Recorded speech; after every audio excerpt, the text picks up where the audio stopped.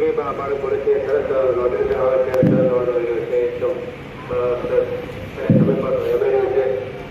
અનેક સાહેબે તમને સરસ સમજાવ્યું છે તમારે એના વિશે પ્રશ્નો ચોક્કસ પૂછી શકો છો બોલે My name is Bansi. What is call sign? Kilowatt India એટલે કે VOC IKI એ મારી પર્સન્ટ છે ઓર બેન મોટા શું હું હેન્ડ રેડિયો રાખી શકું?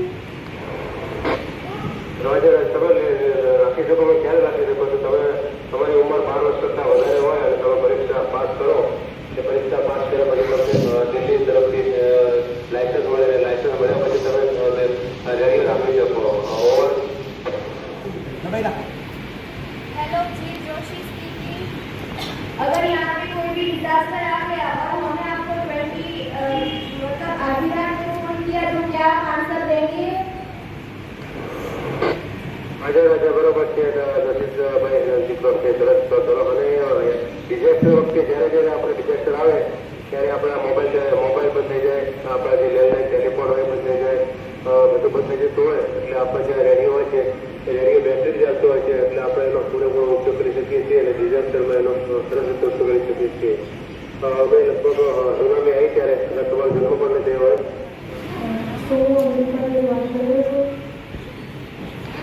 અમેરિકા જાપાન બધા દેશોમાં એના માટે અલગ અલગ સેટ આવે જે તમારી પાસે અત્યારે સેટ છે એ VHF સેટ કહેવાય એ નાનો સેટ કહેવાય એટલે કે આપણે નજીકના સ્ટેશનો લગભગ 100-200 કિલોમીટર સુધી વાત કરી શકીએ પણ દૂરના સ્ટેશનો માટે વાત કરવા માટે HF રેડિયો આવે મોટો રેડિયો આવે એ કદાચ તમને ત્યાં તમારા સેન્ટરોમાં જોવા મળશે તો તમે ચોક્કસ જોઈ શકશો અને એના તમે દૂર સુધી ગમે ત્યાં જગ્યાએથી વાત કરી શકો અત્યારે હું સરકારી ચોકડીથી વાત કરી રહ્યો છું એટલે આ VHF સેટ કહેવાય અને વેરી હાઈ ફ્રીક્વન્સી રેન્જનો સેટ કહેવાય ઓર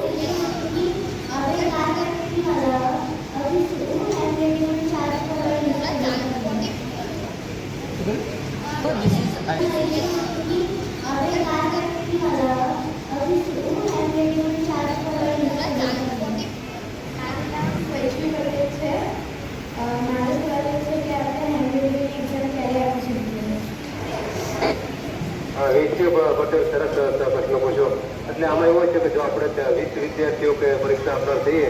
તો એ સેન્ટર જે છે આપણે જગ્યાએ ધારો કે તમે અહીંયા નેચર કોવિડ સાયન્સ સેન્ટરથી તમે પરીક્ષા આપી હોય તો ત્યાંથી પણ તમે આપી શકો એટલે ઓછામાં ઓછા 20 વિદ્યાર્થીઓ તૈયાર થવા જોઈએ એટલે પરીક્ષામાં ફોર્મ ભરાય એટલે પછી લોકલ આપણે અમદાવાદનું સેન્ટર છે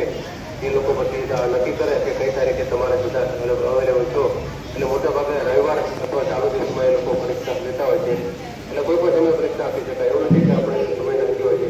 એટલે તમે ફોર્મ ભરો ત્યારે 20થી વધારે સંખ્યા હોવી જોઈએ તો તમારા લોકલ સ્થળો પર આવીને પરીક્ષા લઈ શકીએ પરીક્ષા Hello, it's you, Tiki. What can we do for giving exam of hand radio? તમે એવરી એક્ઝામ માટે તમારી ઉંમર 12 વર્ષ કરતાં વધારે હોય એટલે કે તમે 8મા ધોરણથી ઉપર ભણતા હોય તો તમે ચોક્કસ પરીક્ષા આપી શકો અને પરીક્ષા માટે ઓનલાઈન ફોર્મ ભરવામાં આવે છે એ ફોર્મ ભર્યા પછી તમને પરીક્ષા બેસવા કહેવામાં આવે છે અને તે તમારે જે સિલેબસ હોય એ સિલેબસ તમારે તૈયારી કરી દો તો પાસ પણ થઈ જશે ઓબ્જેક્ટિવ ટાઈપના પ્રશ્નો હોય છે અને મોસ્ટ પોઈન્ટ તમારે એડવાન્સ ગ્રેડ પરીક્ષા Hello, it's you, Tiki. What can we do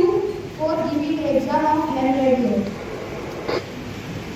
તમે એવરી એક્ઝામ માટે તમારી ઉંમર 12 વર્ષ કરતાં વધારે હોય What are the other uses of hand radio? એમ રેડિયોના બીજા શું ઉપયોગ છે એવું કહે છે રેડિયો એ આપણા ઓફિસ ઓફ રેડિયો છે ત્યાં પણ આપણે એનો ઉપયોગ કરી શકીએ છીએ એટલે પોલીસ સ્ટેશનમાં એક સ્ટેશનથી 2 સ્ટેશન ઉપર કોઈ માહિતી આપણે કરવા હોય ત્યારે પણ આ રેડિયો ઉપયોગમાં આવે છે એટલે ઘણી જગ્યાએ આપણે આનો ઉપયોગ કરી શકીએ છીએ अर्णव, मुझे पूछना था कि हमें हैम रेडियो ऑपरेट करते वक्त क्या क्या रूल फॉलो करने चाहिए? ત્યારે આપણે ટેકનિકલ વાતો કરી શકીએ